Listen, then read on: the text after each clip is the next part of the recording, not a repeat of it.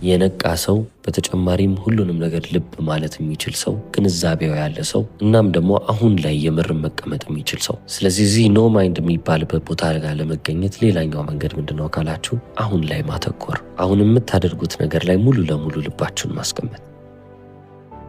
አሁን ላይ ስለሚፈጠረው ቅጽበት ስለ አሁኗ ነገር ብቻ እያሰባችሁ ከሄዳችሁ የወደፊት የሚባለው ነገር የለም፣ ያለፈውም የሚባል ነገር የለም። ሙሉ ለሙሉ አሁን ላይ ቁጭ ትላላችሁ። የነቃችሁ ናችሁ፣ ማስተዋልም ትችላላችሁ። ነገር ግን እያሰባችሁ አይደለም ማለት ነው። ይህንንም በቀናችሁ ውስጥ በፈለጋችሁበት ቦታና ጊዜ ማድረግ ትችላላችሁ። የመንገድ መብራት ላይ ቆማችሁ ከሆነ ያቺን ቅጽበት ለመያዝ ሞክሩ። ሞመንቷን አጣጥሟት። ምግብ እየበላችሁ ከሆነ ምግቡን ማጣጣማችሁን በደንብ ልብ በሉ። እያንዳንዱ ጉርሻ ሊጣፍጣችሁ ይገባል። እያንዳንዱንም ጉርሻ ስትጎርሱ የምርም እያስተዋላችሁ የምርም እያጣጣማችሁ መሆን መቻል አለበት። ለዚህ ነው ጸሐፊው ኤከርት ቶሌ መገለጥ የሚባለውን ነገር የምርም ኤክስፒሪየንስ ለማድረግ ከፈለጋችሁ ትልቅ ልትወስዱት የሚገባው አንድ እርምጃ አይምሯችሁንና ሐሳባችሁን ከራሳችሁ ጋር አይደንቲፋይ ማድረግ ማቆም ነው ይላል። በእናንተና በሐሳቦቻችሁ መካከል የበለጠ ልዩነቱ እየሰፋ በመጣ ቁጥር ያ ላይት ኦፍ ኮንሽስነስ ከፍተኛ የሚባለው ደረጃ ላይ የመድረሳችሁ ነገር እየጨመረ ይመጣል ነው የሚለን።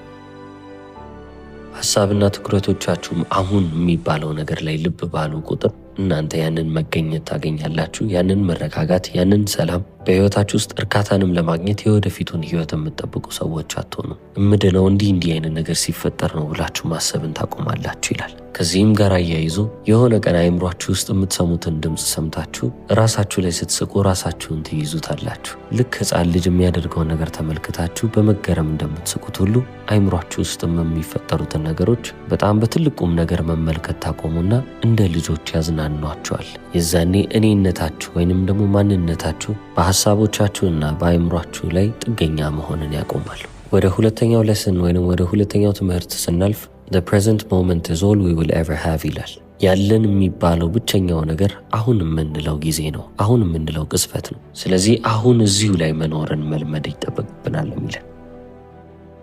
እንደተነጋገርነው እስከዛሬ ድረስ አይምሯችን ወይ ወደፊት መሄድን ይወዳል፣ አለበለዚያም ወደ ኋላ ተመልሶ ያለፉትን ነገሮች ማሰብን ነው የሚፈልገው። ይህ ማለት በጣም ጥቂት ጊዜ ብቻ ነው አሁንን እየኖርን ያለ ነው።